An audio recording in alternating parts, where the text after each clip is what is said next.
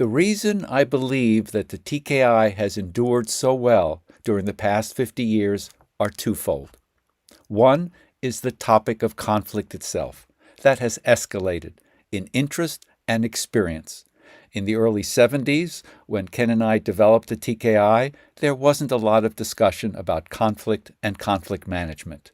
It was a little bit discussed in the sociological literature, in the psychological literature, in political science, but it really wasn't yet mainstream. That all changed with globalization, diversity in the workplace, polarization, and the internet, and how people are all connected worldwide, and that exposes all the incompatibilities and all the differences and all the tensions, and therefore we have conflict. The second reason I believe the TKI has endured so well in the past 50 years is it accurately measures the 5 conflict modes. If you recall, I spent a lot of time on instrument development.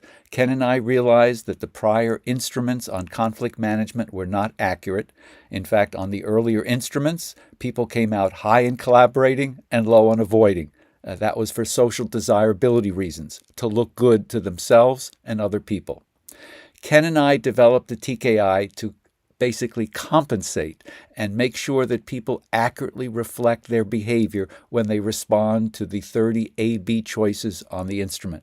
In fact, some people said it's a little difficult taking the TKI, even though it only takes 15 minutes.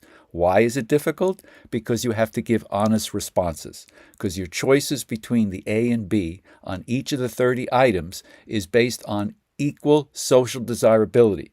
So if a mode for collaborating and a mode for avoiding are compared and you have to choose one or the other, both of them are already equal in social desirability, so presumably you have to now choose based on your own behavior. Some people find that a little troublesome.